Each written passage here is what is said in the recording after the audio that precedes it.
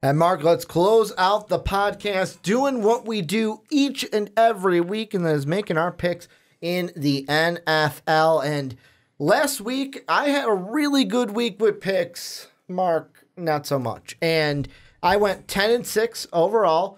Mark 7-9 on the week. A complete reversal of what happened last week, as you were 10-5-1 in week 2. That brings me to 29-17-2 on the year, and it brings you to a perfect 500 at 23-23-2. So we will be making our picks yet again. The thing that I will say, because many people ask in the comment section, these are not against the spread. These are just straight pick 'em. Yep. I know a lot of people are like, are these against the spread? Nope, they're just straight pick-ems. And we're going to start off with the Thursday night game, Vikings and Rams. What are you thinking? Well, I got to go with the Rams because of how impressive they were last week. I mean, they're a great team, no doubt about it. But, man, was that an impressive game. The Vikings, I don't know, are they going to protect Kirk Cousins one of these days? Are they going to let him stand on his own 2 feet? I'm not sure about that. But they aren't. They don't look like they want to protect him. So I got to go with the great pass rush and great everything else LA Rams.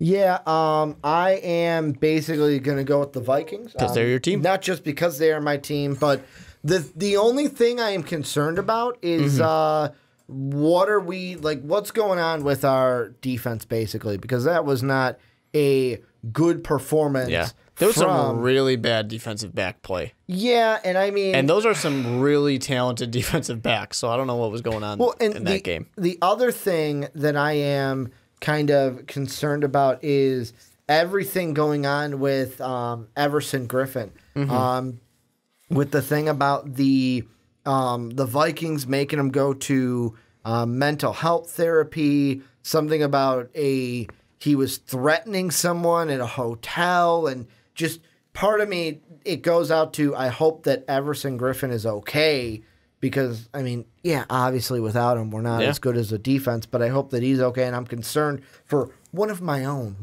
players, Mark, that needs some help. But we should care about mental health. I got to go with the Vikings in this one. I cannot pick against them. I think they will bounce back. Kirk Cousins will have a better game. Like, I hope this is a game where Kirk Cousins, he just throws to Adam Thielen, the MVP fantasy team rejoices, and then Jared Goff just hands the ball off to Todd Gurley, and he gets me some touchdowns, as this is a unique week for me in fantasy. Then we move on to your team. 12 o'clock game here in the Central Time. The Bucks at 2-1. I'm assuming they're going to go at Ryan Fitzpatrick, and they're playing the Bears, who are 2-1 also. Yeah, it's going to be very interesting because Ryan Fitzpatrick thrown for so many 400-yard games, 3 out of 3. And the Chicago Bears defensive back is not amazing. It's not bad. Well, it's not great. You don't have to expect Kyle Fuller. He won't pick anything off. Yeah, exactly. I mean, fortunately, Eddie Jackson is like, all right, fine. If I have to do it, I'll do it. With Mukamura and Sherrick McManus getting some too. But really, this team for the Chicago Bears, if the pass rush can get to Fitzpatrick, the Chicago Bears are going to be able to make it a game. It's going to be difficult, though, and I'm going to pick the Chicago Bears, but you know, I want to see a little bit of consistency out of Matt Nagy's play calling. It's kind of been every game. It's been something a little different. I want to get an idea of what it actually is. Trubisky was probably his worst game as a Chicago Bear. Has it in been? The last one? Because sometimes I look on Twitter and stuff, and I know Twitter's the worst place to do this, but you would think that every game is Mitch Trubisky's worst game. That one was legitimate. I mean, you got to remember that's Chicago, and we crucify quarterbacks. Well, it's Twitter also, and that's not where people go for positive That was things. his worst game, I think, so far, just because of some of the bad overthrows. But that's footwork type of stuff. But I'm going to go with the Chicago Bears because, you know, bear down Super Bowl. Yeah, and I mean, just like the Thursday night game, you go with your team, I go against your team, and I got to go with the Bucs. This is going to be one where Ryan Fitzpatrick, I'm calling it, he's going to have his number 4. He's going for 400 yards in this one, and he'll probably have 3 touchdowns. Hopefully, he finally learns to throw to Deshaun Jackson if Deshaun Jackson's on my fantasy team still. But got to go with the Buccaneers. They're going to go to 3-1. and Fitzpatrick is going to keep Jameis Winston on the sidelines. The next one, 2-1 Bengals going up against the 1-2 Falcons. Who you got? It's a tough one for me because I do like what the Cincinnati Bengals got going on, but the Falcons, even in a tough game, were playing really hard. Mm-hmm.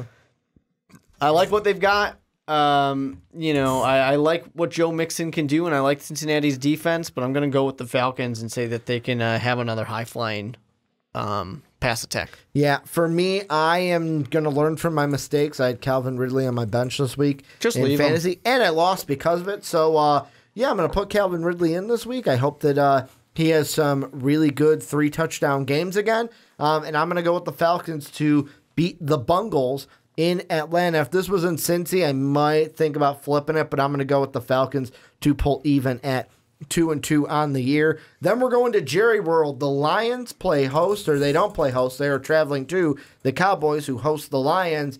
And this is one where, Mark, I'm going with the Lions, only because Cowboys haven't looked good this season. They sure have not. They have not looked good. And I know the Lions are only 1-2, but Kerryon Johnson has looked good. This is a Lions team that might be starting to catch their groove with Matt Patricia. What are you thinking coming into this Lions-Cowboy matchup? Yeah, with a new coach, with a lot of adjustment like that, it takes a little bit sometimes, and maybe they're hitting their stride.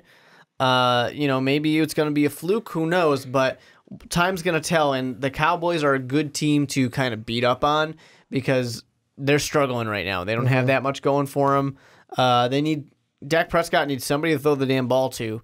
Unfortunately, they don't have anybody really. So I'm going to go with the Lions as well. Well, in the next game, we got the Bills and the Packers, and you said the magical word already for this one. I am calling it the Bills are a fluke. Last game was a fluke. They will go back to their Billish ways, and Aaron Rodgers is going. This is going to be a coming out game for him, his first coming out game of this year. In case anybody doesn't know, Aaron Rodgers is a good quarterback. He's a really good quarterback, but I mean, so far, like fantasy-wise, hasn't really been that good since the Bears hobbled them up week 1.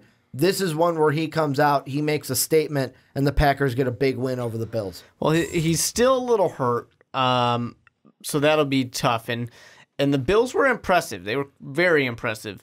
But I do think a lot of it was the Vikings were just off. The Vikings were off. They got off right away. They were surprised, and then they could never get it back once they had kind of been pushed back onto their heels. So I was tempted to pick the Bills for this one. And I would love the Bills to beat the Packers as a Bears fan, but I'm going to have to go with the Packers. Well, and I'm going to ask you this question. This is an MVP fantasy question. Of course, I will ask Brandon the same thing because it's the What's Your Fantasy Team. But since you are co-founder of MVP, I'm going to ask you as well here on the podcast. If you had to make a decision for this week, who would you go for in fantasy? Would you start Fitzpatrick against the Bears or Aaron Rodgers against the Bills? Aaron Rodgers against the Bills. I mean, Mark's looking at me like, Ricky, this is a very easy one. All it takes is one Khalil Mack hit to take that quarterback out of the game. So, it's a little deadly. That's one the past 2 weeks I've been kind of nervous to start Aaron Just think Rodgers. about how many quarterbacks have had the ball stripped out of their hands by the Chicago Bears defense. Yeah, true that. Plus, I mean, Fitzpatrick did just throw 3 in a game, but he threw for 400 yards. So there's that. The next one, we had a quarterback come back and get a win. We got the Eagles and the Titans in Nashville this week. I am going with Carson Wentz. I'm going with these Eagles to get a win over the Titans. Yeah, Carson Wentz came out hot and then cooled off a little bit. But I think that he's going to kind of want to really get back to that MVP quality season, most of the season that he had last year. Just got to shake some of that rust off a little bit. I think he did it last week, and now he'll be just fine going with the Eagles. Well, and the next one moving forward, it's a very interesting one for me because the Texans are winless. I thought they would be a little bit better this year. However, I didn't think they'd be a playoff team. They're going into Indy for a divisional matchup. 1-2 are the Colts. Colts right now, early in the week, are only a 1-point favorite in this one. I am going to go with the favorite here. I am going to go with the Colts to get the win, mainly because I've liked what I've seen from them more so than I've seen from the Texans. Oh, I almost got him. Oh, I almost got the Nat. The Nat one day will die, but not now. As on camera, it's like, why did Ricky hit himself in the face? Because he made a bad pick. He went with the Colts. He should have went with the Texans. Oh, I'm going to go with the Texans. And yes, they're 0-3, but this is week 4 coming up right here. They're on a team that they can beat up on. I mean, look at that defense for the Colts, and Deshaun Watson can go off on them if he wants to. Hopefully he wants to. But then the Texans' defense is also really good. I mean, I think that Andrew Luck's going to struggle because he's not 100%. I don't care what anybody says. He is not 100% out there. You can just tell. It's not quite Andrew Luck just yet. So I'm going to go to Deshaun Watson and the Houston Texans. And then one of the games we talked about when we mentioned the Dolphins this week, we've got the Dolphins at 3-0. The Patriots in Foxborough, they are 1-2. Who are you going with, Dolphins or Patriots? I'm going to roll with the Dolphins because they're pretty hot right now. And I do fully expect that Edelman will come back next week for the Patriots, and then they'll go and win like every single game for the rest of the season. I'm kind of hoping because that's what they do. I'm kind of hoping because the MVP team has Edelman on our fantasy team. Yeah, I mean that's what the Patriots do. They just do enough so people doubt them, and then they come back and shut everybody up. But the Dolphins, so long as they can keep their defense as strong as it's been, and maybe find a running game, then they can win. They can beat the Patriots. See, I'm going to go... I thought I was going to go against you in this one. I was like, man, I'm going to go with the upset here, and Mark's going to go with... We're both going with the Dolphins. Yeah. I thought you were going to go with the Patriots. I was expecting to be like, crazy Ricky Mad Hatter over here, but it looks like we're both thinking the same thing. I think this is... The reason why I'm going with the Dolphins is a must-win for them. Like I said, in that Dolphins segment, you got to put the foot down. You got to make sure that this Patriot team put the foot on the neck, make sure that Tom Brady and the Patriots can't get up. You got to go to 4-0 if you are the Dolphins in this case. Then we'll move on over to another team, this one from Duval County, Jacksonville, and it's going to be the Jets and the Jaguars going up against each other in Jacksonville. What are you thinking for this one? Is there any chance the Jets win? I mean, sure, there's a chance any given Sunday, but Jaguars, great defense, great run game, great passing attack. Pretty obvious to me that the Jaguars are an easy favorite. Yeah, this one to me, it's like I'm not going to go with the Jets. I'm going with the Jaguars to win. They're my Super Bowl pick. So I'm going to go with them to get the W. Then an interesting one, the Browns, Baker Mayfield's first official start will be in Oakland against the team that they wish they had a pass rush in Oakland. Yeah. Baker Mayfield's undefeated at the moment, so no reason why that should end. Here's the thing: is Gruden says a lot of stupid things. Just a few. But he's done fine coaching. This team has been actually looking pretty decent. Which isn't that surprising because he still does have good players. They're just players that aren't going to last for more than a year or two. And he's looking for the long game. He knows he's got 10 years. He doesn't have to win anything right now. But I'm going to go with the Cleveland Browns, Baker Mayfield. They're really hot right now after that. They're feeling themselves. I think they'll win it. Baker. Yeah, I got to go with the Browns too. Like, as soon as he came in, I was like, it's Tebow time all over again, except Baker Mayfield's a lot better than Tim Tebow ever was. Hey, Tebow won a playoff game. Has Baker Mayfield won a playoff game? Hey, we'll see. Check out our second segment this week to see if that could happen. But moving forward, I'm going with the Browns. And then we've got the Seahawks and the Cardinals. Josh Rosen, I believe, getting the nod in this one. Did they officially say that? Josh Rosen's the starting quarterback. We've got the Seahawks and the Cardinals. Seahawks a 3-point favorite. Who are you going with? I'm going to go with the Cardinals on this one. All right. Josh Rosen here. He's a little bummed out that he didn't steal a win away from the Chicago Bears. And I think he's going to come out here and he's going to surprise a Seahawks team that, even though they bounced back and they played pretty well against the Cowboys, they're still not a great team. And this is a divisional matchup, so that means quite a bit. Josh Rosen wants to go out there and make a statement. Yeah, one thing that I know from, of course, I'm basing this off of Madden because I have a Cardinal franchise going right now. Cardinals don't ever go to offensive line. And Josh Rosen is probably going to get sacked and turn over the ball a lot in this one. Going with the Seahawks. I am going with, in this one, basically who's got the better quarterback, and that is the Seahawks. Russell Wilson will give the Seahawks more opportunities to win. Josh Rosen thinks he's better than everybody. Well, so we'll see how that goes this Sunday. Then we have 2 more late afternoon games. One in New York. We've got the Saints and the G-Men going at each other. Saints 3.5-point favorites. I see no reason why New Orleans should lose this one, but hey, I've been wrong before. Yeah, you sure have. So have I. It happens. Can't get them all right. And people seem to think we can, though. Yeah, people get mad when you're picking against their team, but you know what happens. It's a 50-50 shot.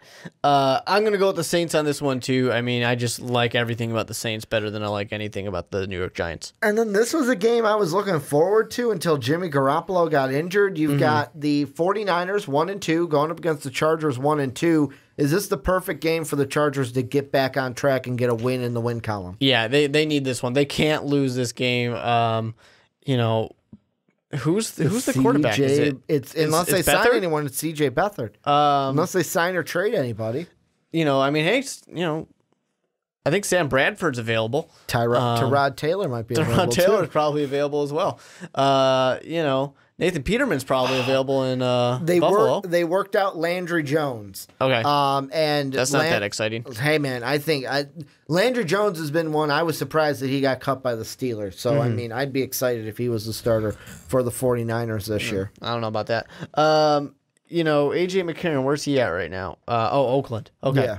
I knew that he wasn't in Buffalo anymore, but I was just wondering where he was. Because they traded Khalil Mack and then traded for A.J. McCarron. It's almost like a 3-way trade. Oh, man. But anyways, for this one, yeah, I mean, I'm going to go with the Chargers. Like you said, it would have been exciting, but, you know, Jimmy Garoppolo getting another big injury.